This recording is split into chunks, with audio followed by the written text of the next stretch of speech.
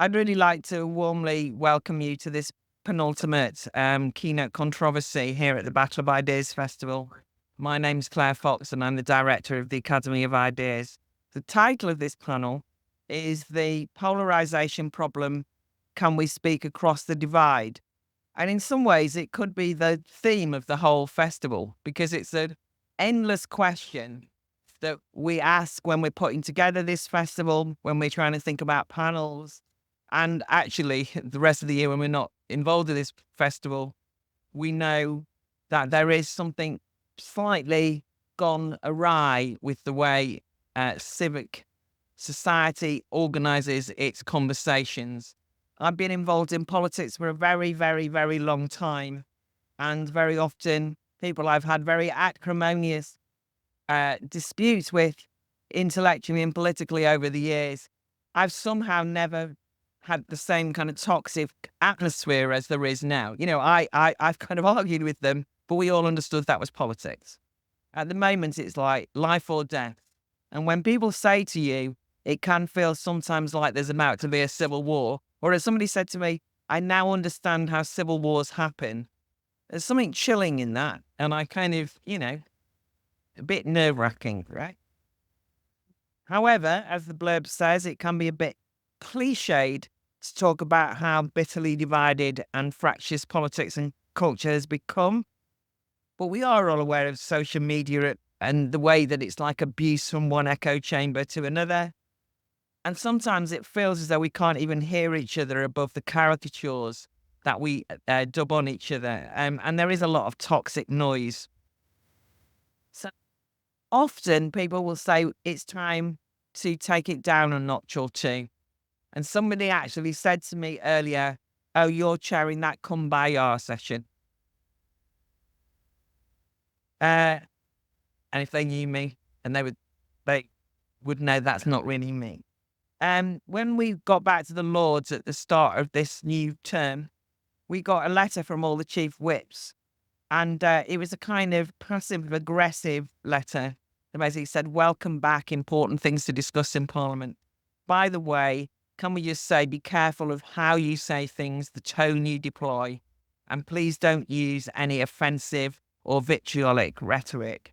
And of course, when I read it, I broke out into an abusive string of vitriolic rhetoric. I was furious because I felt as though there's lots of things that I feel quite vitriolic about, and I want to be able to say them in Parliament. And I also felt that idea of you can't say that is offensive. Obviously, I wrote a book on that, and I just thought that's just kind of chilling. It's the case that in the opening keynote, I think Frank Furedi said, I think it's really good. We shouldn't say there's anything wrong with being divisive. And I thought, oh, God, that's not quite where I'm coming from. But he kind of had a point. So things are divided. Democracy divides things. So what's the balance? That's what I want to ask. And I want to explore as well what you do when there's no shared meaning of words. What do you do when people say you're far right and you think, no, I'm not far right? And then there are people who are far right. You want to say you're far right. And then they go, we're all far right now. And you think, God, I've lost control of language and I can't describe anything anymore. So we've got a panel together who I hope will untangle this. First of all, we've got Max Sanderson, who is assistant managing editor of The Guardian. He's helped run their award-winning podcast department. He's here speaking in a personal capacity. He's actually somebody who has helped produce events at the Battle of Ideas for many years and has always been somebody who's spoken across the divide. In fact, I would suggest that he inspired this session because last year, in a similar time slot, I think, but near the end of the festival, he did point out accurately that a number of people from the panel were using straw men to caricature people in the audience. And he did that rather effectively. And he said, well, there's no point criticizing that person for saying that when they never said that. And there is a danger that we do that. We do it even at the Battle of Ideas where we don't want to be doing it.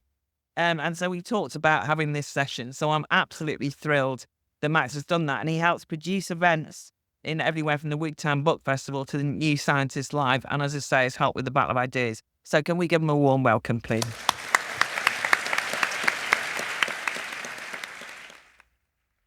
We've got Dr. Kathleen Stock, who I think is on her third panel.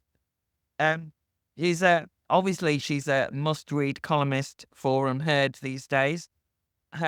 In her career, she, was a very well-regarded academic philosopher.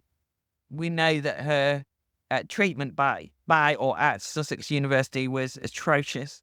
I'm delighted that she received an OBE for services to higher education because she deserves that.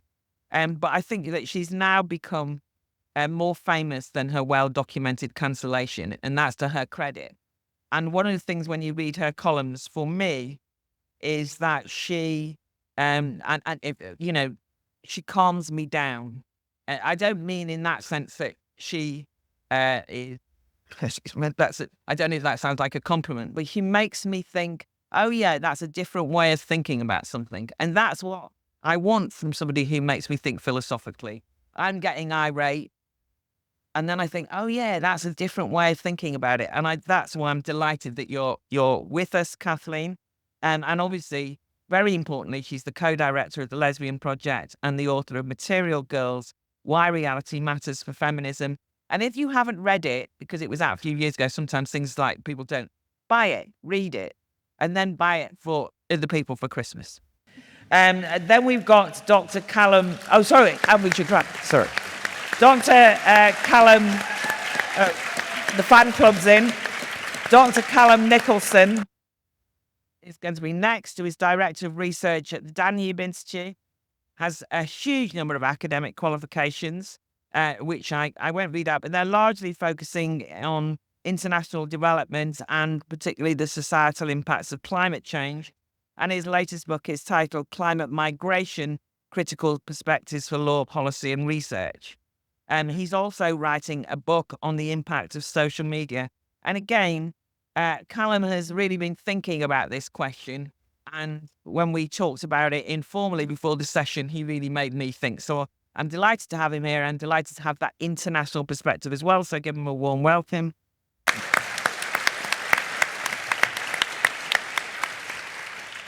And then we have Tom Slater, the editor of Spiked. I always love the strapline of Spiked, which is the magazine that wants to change the world as well as report on it. And I think it's slightly different when I read Tom than when I read Kathleen, because when I read Tom, I want to get vitriolic. But that's because he so accurately describes the state of the world that we live in, rather than anything. And I think that he writes brilliantly and regularly for The Spectator. He co-hosts the Spiked podcast and Last Orders podcast, both of which have been live over the festival, and is a brilliant voice in the media landscape. They all have 5 to 6 minutes each. You know the routine by now. And if I can ask Max to kick us off, please. Thanks, Claire. And just to reiterate, I'm here in a personal capacity, all views of my own, etc., etc. I feel very grateful to be here. Like Claire said, this is something that I feel very passionate about, and it's so brilliant to see so many of you here as well. And I'm really looking forward to hearing your thoughts, but also the thoughts of my brilliant panel, who I feel outshine me in many, many ways. So I'm going to do something, I suppose, slightly unfashionable at this event, and I'm going to talk about my lived experience. I've been involved, as Claire said, with the Battle of Ideas since about 2017, and before that, I was very much a sort of card-carrying, sort of woke lefty. And like many of my contemporaries around that time, I sort of thought that everyone who voted for Brexit was stupid and all racist, except my cousin Helen, who's here today, who formerly worked with the Battle of Ideas. And we were having dinner one night, it must have been sort of early 2017, and drinking, a fair amount of wine. And at some point, she kind of produced a wad of papers. And they were sessions for the upcoming Battle of Ideas, and we went through them. Stuff that I was very much interested in, but definitely coming at it from a very different angle to what I was kind of used to. And at some point she said, would you be interested in coming along? And I was obviously, feeling quite charged up with wine. And I said, yes, of course I'll come. I'll go and see how stupid and racist all these people who voted for Brexit are. and I'll own them, in that way that people like to own people. I sort of woke up with a hangover the next morning and reconsidered, but thought I would go along because, I wanted to see how the other half think, if you like. And I did go to my first committee meeting where they were talking about that year's battle, and I was shocked and appalled. Some of the things being said were very much outside of my Overton window at the time. I think I had to sort of prevent myself from audibly gasping at points. But the other reason I was shocked and appalled was because it turned out that whilst I disagreed vehemently with a lot of what was being said, I understood the logic of how people got there, and I understood the kind of ideologies that underlaid those conclusions. And you can maybe clip this up for next year's sort of social media campaign. But, it's not an exaggeration to say that the Battle of Ideas has changed my life very much for the better, obviously in coming back year after year. Not only have I met lots of brilliant and very smart people, people who I now call my friends, which might explain my slight hangover this morning, but it's also taught me the importance of surrounding yourself with people you disagree with. And the importance of listening to people and really trying to understand their point of view and where they're coming from. And I think it said in the blurb, does that mean sort of giving up your own, ideology and sort of acquiescing it into some weird sort of fluffy centrist? And I think the answer is no. You can still hold on to your views, but you can listen to other people and sort of discuss with them or debate with them from a place of understanding. And interestingly, people who I have brought along to the Battle of Ideas in the last 7 years, some of them didn't like it, sure, but some of them did. And I've seen how it's sort of changed their sort of ideological, intellectual journey since. And so there might be something to say for a kind of social contact theory, but I'm sure someone will tell me that social contact theory is outdated. But, where it's left me is that I'm in quite a unique position, I would say, at least possibly in this room, where I kind of have one foot on each side, if you like. There's obviously my place of work, and then there's the Battle of Ideas. And I suppose the thing that I have observed in the past is that, especially when it comes to this kind of polarization discussion, a lot of the same things are happening on both sides. And Claire alluded to the kind of straw manning that happens. And, I think these caricatures that people sort of create, which I would say in my experience is sort of widely untrue. I work in the kind of epicenter of global wokery, according to a lot of you. And I can guarantee you not one person in my office has come up to me and questioned whether or not we should cancel Aristotle. So those kind of caricatures, maybe they do happen, and I'm not involved in those conversations. But I think that they're not useful in this format. And like I say, it happens on both sides. And the other thing I think, which is interesting, there's a lot of talk about, being anti-racist or anti-woke. And I think, immediately you're starting from a position of binary, choices, right? You're either with us or you're against us. And a lot of people, and I'm not saying, everyone here, but I think a lot of people here, and, I do it as well, we sort of create our identities based on what we think the other people are. And as I said, often they're sort of wild caricatures that I don't necessarily identify with.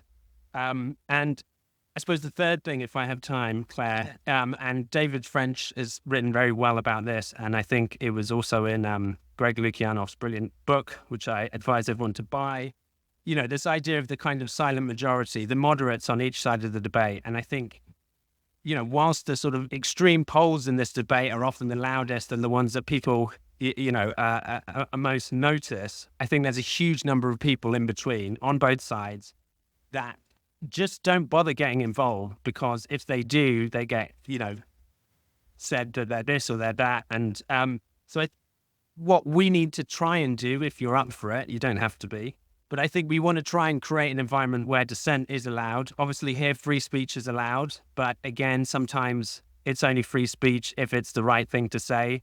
And if you say the wrong thing, you're sort of told that you're brainwashed, et cetera, et cetera. And so I think we've got to try and challenge these if we do want to reach across the divide. And, it takes courage to stand up and dissent, but it also takes courage to sort of create an environment where you listen to people and you try and understand where they're coming from.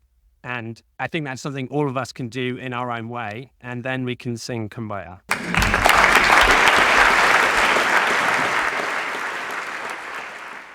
Okay, so it's cliche to say that society is polarized right now, but what does it mean? Like a good philosopher, I will ask my definitions.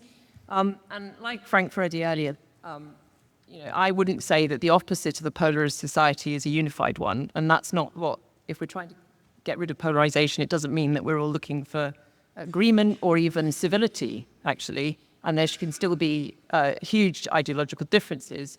So, as I understand polarization, it's where a range of political positions start to cluster almost artificially around poles, and people on either pole start to build those positions into their identity.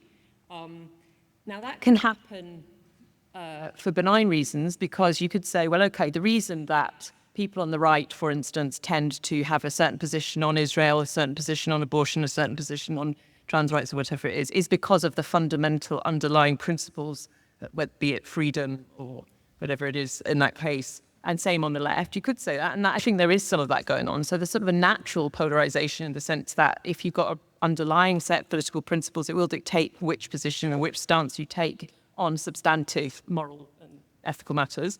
However, as my fellow speaker has just said, it's not just that that's going on, is it? It's basically we're in a position where we work out what the opponent thinks, and we say, right, well, I'm on the other side, I'm on the opposite, I'm not with you. And so there's a kind of reactive element in there that's not stemming from something positive, it's coming from a rejection of the enemy. And I've seen that, to be sort of self-deprecating and not say it's all the other side's fault, I've seen that going on in my side of the fence recently, in the so-called gender-critical, sex realist, whatever you want to call it, position, where, so the process used to go, okay, I start with trans activism, I'm definitely not with you on this issue, I definitely think that women have rights, I definitely think children should be medicalized. Okay, well, so you're an idiot. Now, what do you think about Israel, Gaza? Right, well, whatever you think, I'm going to think the opposite. Now, what do you think about this? Right, but if you think that, then it must be the opposite. So he basically builds up your position through reaction. And that's happening on the right as well. And I fully understand the dynamic. I really have to overcome my visceral dislike of some people on the left these days for what they have done to me and the way that they talk.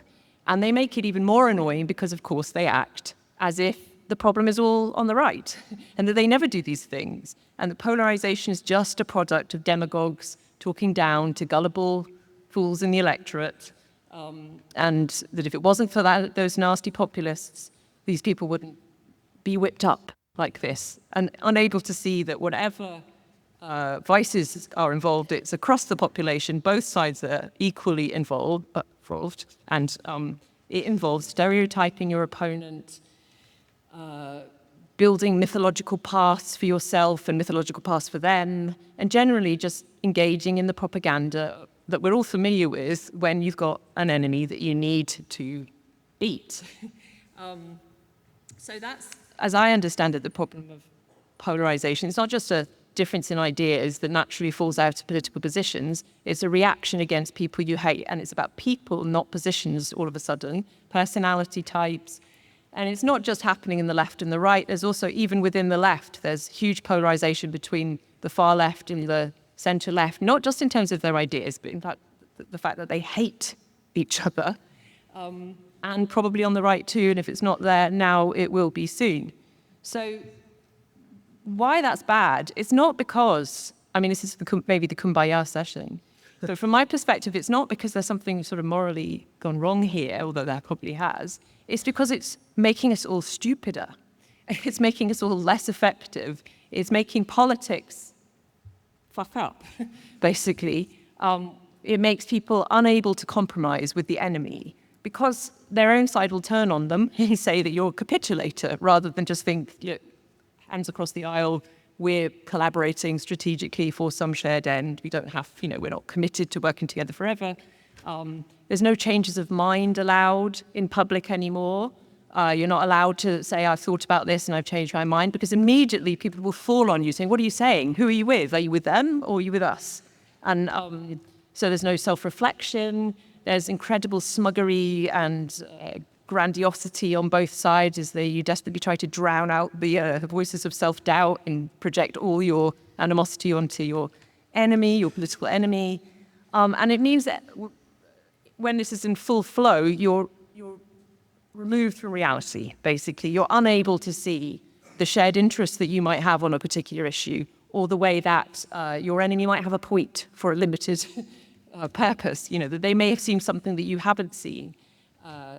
And also, it quite obviously it's a dynamic that will self-perpetuate, because the more you demonize your opponent, the more irritated and resentful they become, and the more that they demonize you back.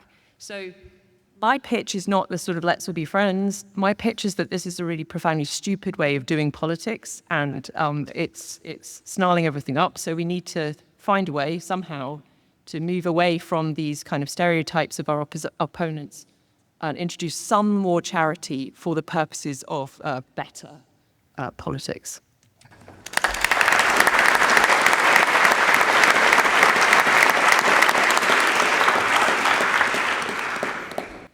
I think that's very helpful as well, to think about why you want to do this. As you say, it's not necessarily so that we can all kind of sit around sweetly smiling at each other, but what the consequences are of some of the problems that we're encountering in relation to this. So thank you, Kathleen. Calum, your thoughts, please. Thanks, Claire. So it's interesting, when we think back to the 20th century, we often think of it as very polarized, of course, communism and capitalism. But actually, if you think about it, they kind of agreed on something. They agreed on the problem. Everyone agreed the best way to understand and indeed to act upon the human condition was political economic. And so whether your interpretation was communist or capitalist, they had this shared question, this shared problem. I think one of the challenges that we face now in the 20th century is we no longer actually agree on even what the problem is. There's certainly no shared problem that we all agree on, to which we have different good faith answers or solutions we're proposing. But one thing we do seem to think, though, we kind of do agree on the problem, because we agree the problem is each other, which I think is much more fundamental in thinking it's something you believe, it's who you are in a sense. And if you want to think of it almost in terms of a epidemiological framing, we're often looking at each other and we're saying, you're the disease and I'm the cure, and vice versa. So the Trump lot look at the woke lot and say, they're the disease and we're the cure. And of course, the other side say the opposite, right? No, you're the disease and we're the cure. But I've been thinking about this for a few years, and I remember thinking that maybe we're missing the point. Maybe our epidemiology is wrong. What if we're neither diseases nor cures, but all of us sort of opposite but symmetrical symptoms of a shared disease that is in need of a cure? And we keep getting distracted by confusing the pathology and the symptom in a sense. If you take Trump and the Trumpism, whatever you want to call that, and then sort of wokeism, if you want to call it that, look at the two sides. They're very symmetrical. On the one side, of the Trump side, you have a very figurative use of language, make America great again. No one's quite sure what it means. Sounds good. Then on the other side, you have a very literal use of language. A lot of these activists have a very literal use of language, that words are violence. Often language is taken without any sense of context or intent, and that's the basis of comedians being cancelled quite often. But also there's another symmetry, that the Trump lot want to go back to a halcyon past, make America great again, like it used to be. And the other side wants to leap to a utopian future, saying it's never been great, but we can achieve it somehow in a sort of millenarian sense. There's also another symmetry, that on the Trump side there's performative strength. It's quite macho. All those podcasters are always working out for their podcasts. And then the other side, you've got the performative fragility. I'm so vulnerable. I'm so delicate. And they're very interesting symptoms. Now, there's an interesting thing. If we're talking about epidemiology, in the history of how we understand biological contagion, we only really became modern 500-600 years ago. Why? It was because we began to discern the difference between a symptom and the pathology. So we stopped looking at the pustules of the Black Death and thinking that's the disease. We realized that's the symptom. And only when you understand the difference can you treat the disease. But I'd put it to all of you that actually in how we understand not biological contagions of the body, but ideological contagions of the body politic, you and I, we're all still medieval. There's nothing different between how we think about these things in the 13th century. And it's quite interesting on this, because the word epidemiology, if you look up the original Greek, doesn't mention the body or disease. It translates as the study of what is upon the people. That's it. Now, I would put to you that ideological contagion is upon the people as much as biological contagion. The difference is we don't have an epidemiological framing to understand this, so we keep looking at each other and saying, you're the pustule and I'm the cure, you know? It's like with the Black Death. So if I'm framing it like this, that we are symptoms, that we're actually symptoms, not pathologies or cures, as we tend to think of ourselves as being, what is the disease? And I would suggest that the disease we have right now is what some might call sort of neoliberal hyper-capitalism. If you look at the Trump lot, who are the people who vote for Trump? I'm generalizing here, of course. But in general, they tend to be a bit older, a bit more blue-collar, middle America. What happened to them? All their dignity and their livelihood went overseas with jobs elsewhere. Globalization happened to them. Neoliberalism happened to them. And we all kind of know that story. But then, and by the way, it's worth noting, if you go watch an American movie from the 80s, it's often set in the American suburbs, like E.T., and the suburbs are always a utopia, a place you want to go where magical things happen. Now, if you watch a movie about the American suburbs, it's a dystopia. It's dark water, it's corruption, it's drug addiction. And then look at the other side. Okay, that's the Trump lot. Look at the woke lot. So look at all these kids. I mean, in this crowd here, there's not much sympathy for some of the woke or neo-Puritan ideas. But think about it symptomatically. What is happening to that entire generation? They can't afford, first of all, got massive student debt, which even I didn't have 20 years ago. A degree here was £1,000 a term, now it's 10,000. America's way more, of course. They got massive student debt. Houses are unaffordable. They can't find stable jobs, and when they do, they're not well paid. So they know they will not have the life their parents had in the suburbs to raise them. But what can they have instead? They can say, well, I have my virtue, like Franciscan monks, barefoot but virtuous. If you see it that way, it's slightly more sympathetic. We keep looking at the symptom and thinking how annoying it is. But why are people like that? And I don't think we have enough empathy for the fact that there is an underlying, or not even empathy, analytical sort of, yeah, 1 minute, okay. So my point here is that my basic conclusion here is that at the moment, we have this sort of culture war framing. If you fight fire within fire, you just end up with inferno. You don't really achieve anything. And I do think that what we need to do is start to look at our problems slightly more dispassionately, to develop an epidemiological understanding, so to speak, so we can actually start identifying not what is the difference between us that I'm right and you're wrong, but what is the shared problem of which we are all suffering, regardless of where you're coming from. So that's my argument for Kumbaya. Thank you. Thank you very much, Sam.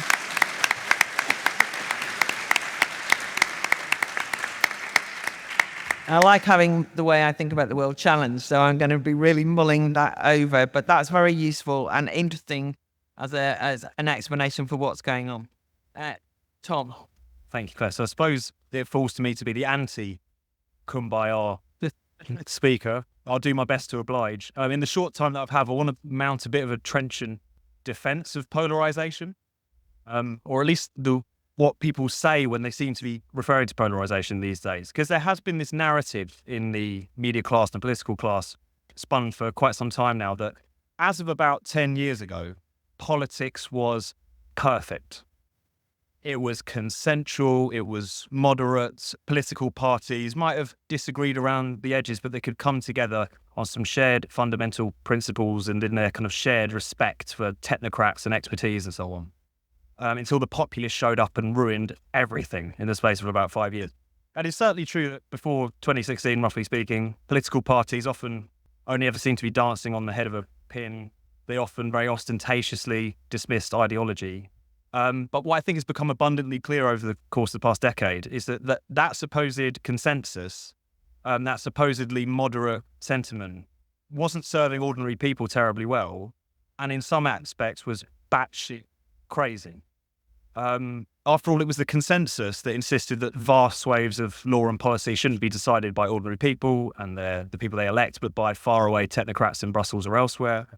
It was the consensus that insisted that a combination of mass immigration, multiculturalism, and a project of national self-loathing was your surefire way to have a harmonious, integrated society. And of course, it was the consensus that until literally 5 minutes ago, the best way to treat confused, gender non-conforming young person was to sterilize them and then remove some of their body parts. So I put it to you that consensus wasn't really a consensus at all. It was a series of kind of self-serving, sometimes quite deranged things that the elites all agreed on and nobody else did. And what I think has become clear as well is that polarization, this is where it comes in, because when you often hear talk about polarization, I don't think they're really talking about polarization at all. What they mean is a large enough group of people, sometimes even a majority, daring to voice or vote their displeasure with all of those orthodoxies. I think it's interesting because obviously polarization by definition should imply that it's a two-way street. If you're really concerned about polarization, as I think many people on this panel genuinely are, is that there are two camps, there are two extremes. But I think people will notice that that's not often how it's talked about in our general political discussion. Here's a kind of quite representative quote, I think, is that populism, polarization, and post-truth politics are tearing our democracy apart. Those are the words of the depressingly popular podcaster Alistair Campbell, who obviously wrote the book on post-truth. And if we're talking about hysterics, he's been running around calling Boris Johnson a fascist for the past 5 years. So these people are obviously full of it. There is sometimes a tendency from, roughly speaking, the kind of centrists to, they might engage in a bit of throat clearing from time to time about, oh yes, we all have our extremists on both sides, but they really don't mean it. I waded through Ezra Klein's book about populism. Ezra Klein's one of the founders of Vox in the US, kind of quintessential Obama-era liberal. And most of it's quite dry, just kind of summarizing a lot of the theory around party political polarization. But the conclusion that he comes to is that it's basically the Republicans' fault. I think his exact words is that if polarization is a problem, it's given the Democrats the flu, but the Republicans have caught pneumonia. So I think what's so striking about the discussion we have is that it's always, it's polarization when they do it, but it's not polarization when we do it, however they and we are defined. But just to come back to the UK, I am often struck by the fact that when it comes to talking about the issues that we're supposedly so riven and polarized by, there is actually a lot of consensus. It's just amongst the public. So you take something like gender ideology, which, again, when you see it talked about, it's constantly that it's very polarizing, very divisive and so on. And of course, we have had a Labour Prime Minister who spent the best part of the last few years agonising over the question of whether or not women have penises, but also if they do, what precise proportion of them have a penis. And I think that he settled on that 0.1% figure, which, as many people pointed out, means 1 in 1,000 women have a penis, which is still an awful lot of penises. But you look at the public and their response to this question, they're really not confused by it at all. There was a poll that came out in June of Labour voters. 2/3 of them say that a woman can't have a penis. That's Labour voters. That's not just voters in general. So we're often not nearly as riven as maybe the political class would like us to expect. Another issue just thrown out there is immigration. So this is something that, again, is supposed to be very polarising. It's supposed to really divide one section of society from the other. It's often mapped onto leave and remain. That concern about immigration, the view that numbers should be brought down, the view that there's issues with integration, that's been a majority position, a clear majority position for some time now. Before Brexit and after Brexit, it's something that has always transcended the leave-remain divide to some degree, even though you wouldn't necessarily see that reflected in our discussion.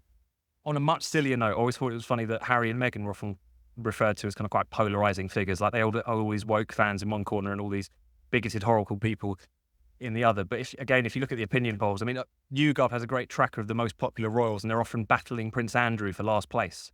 And it's been like that for some time. But enough about that. We hear far too much about that. I suppose there is a thing called polarisation, and I'm sure we're going to get into that discussion. And there are kind of good and bad forms of it. It depends what issue it is that you're polarising around, what substance there is to that. And I'm sure we'll get into that a little bit more in the discussion. I personally think a more polarised politics is infinitely preferable to one in which there are no big questions on the table. There are no sides to be drawn. There are no big discussions at hand, but I'm sure we'll open up a bit more. But I suppose my opening point here is that what is so often dismissed as polarisation these days is actually the majority quietly pushing back against an elite that has gone bananas. That's not necessarily polarisation, that's just democracy. And I think we should probably look forward to more of it. Thank you.